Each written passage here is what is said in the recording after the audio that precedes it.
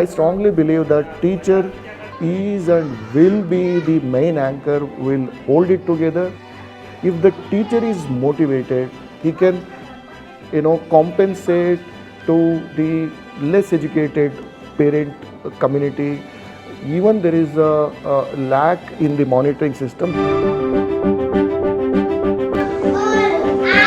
आप बताइए। RSK and the education department in Madhya Pradesh has been making a very, very conscious efforts, very structured, plans to create continuous capacity building of the teachers. टोकरी में बताइए बेटा। T हाँ, कौन कौन सी? टोकरी।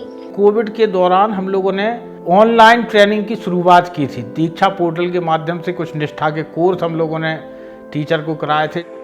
हम लोगों ने ये प्लानिंग की कि हम लोग प्रशिक्षण का शेड्यूल फेस टू फेस का ऐसा रखेंगे कि साल शुरू होने के पहले हमारे सारे ट्रेनिंग खत्म हो जाए। ब्लॉक में जो है इतने सारे टीचर्स है, 240 टीचर अगर पीक बैचेस में है।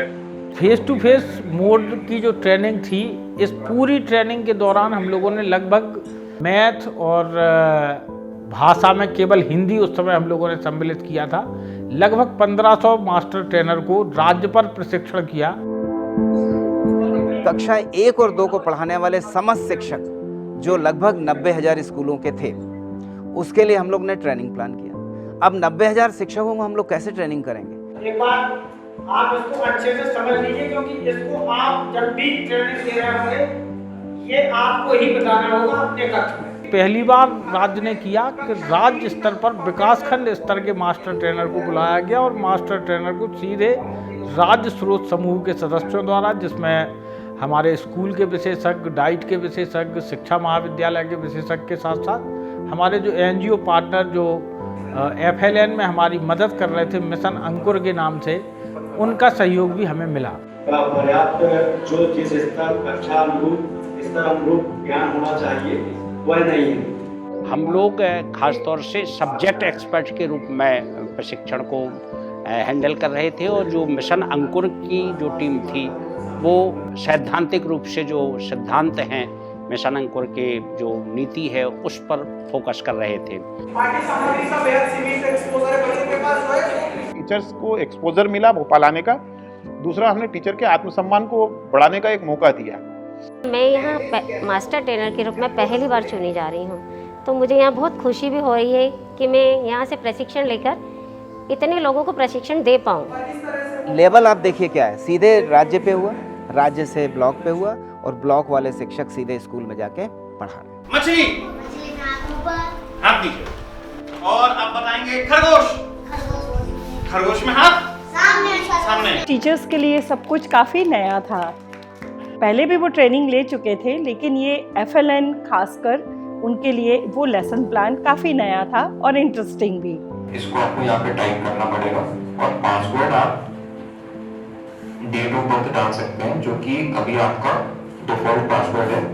इस पूरे प्रशिक्षण का एक और हम लोगों ने जो काम किया, हम लोगों ने इसको पूरे सिस्टम को ऑनलाइन जनरेट किया। उसका बड़ा फ़ायदा ये हुआ कि लगातार हम लोगों की अनुपस्थिति जो शिक्षकों की होती थी उसमें बहुत कमी आई। हम समय सीमा में उस प्रशिक्षण को पूरा कर पाए और जिलों में या विकास खंडों में किस तरीके से प्रशिक्षण हो रहा है, वहाँ पार्टिसिपेशन कितना है, प्री टेस्ट की क्या पोजीशन है, पोस्ट टेस्ट की क्या पोजीशन है, ये हम रियल टाइम डाटा के रूप में कैप्चर कर पाए, उसको देख पाए। सारा डाटा जो है वो टिप्स पे, मोबाइल पे अवेलेबल है। और टीचर भी जो एक पहले मोबाइल फ्रेंडली किसी दूसरे क्षेत्रों में होते थे, अब वो एजुकेशन मोबाइल फ्रेंडली हो रहा है। हर टीचर के पास में एंड्रॉइड मोबाइल है, हर टीचर एंड्रॉइड मोबाइल चलाना जानता है। पहले जैसी जो पद्धति नहीं थी, पुराने लोग जो चला नहीं पाते थे, अभी तो हालांकि सभी लोगों के पास टैबलेट है, तो वो इस कारण है तो टीचर भी ज़्यादा रुचि रखता है कि फटाफट अपना मतलब रजिस्ट्रेशन भी हो जाएगा, सारी अपनी प्रक्रियाएँ 10 मिनट के अंदर हो जाती है। तीनों जो हमारे प्रशिक्षण के तरीके हैं चाहे वो डिजिटल रूप में हो, चाहे वो प्रिंट मटेरियल के रूप में हो और फेस टू फेस हो, हम तीनों का उपयोग एक साथ कर रहे हैं। फेस टू फेस के बाद फिर आपको ट्रेनिंग रजिस्ट्रेशन में जाना है। फर्स्ट टाइम आई थी तो मुझे थोड़ा डर लग रहा था कि FLN नया टॉपिक है, नया है, पता नहीं क्या नया होगा, लेकिन ट्रेनिंग मुझे बहुत अच्छी लगी और इतना अच्छा लगा कि मेरे जितने पुराने जो संदेह थे सारे दूर हो गए थे। और उसी तरीके से आप अपना APC कोड डाल के रजिस्टर कर सकते हैं।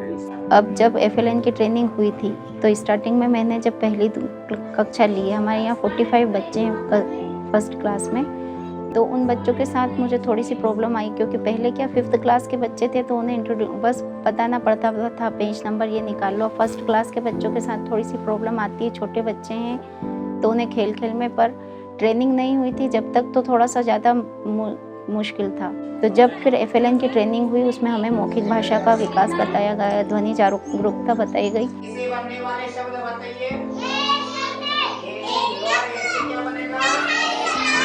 ये कभी भी FLN में के संबंध में किसी भी टाइप की कोई परेशानी आती थी तो मैं अपने जन शिक्षक से बात करती थी, वो मुझे पूरा सपोर्ट करते थे।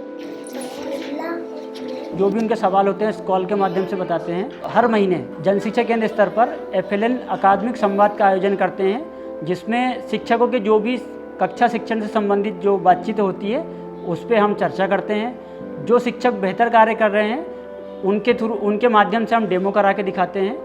हमको किस तरह से एक्टिविटी क्लास में करानी है इसका पूरा डेमो हम क्लास में करके टीचर्स को दिखाते थे, तो टीचर्स को उसमें इन्वॉल्व भी करते थे।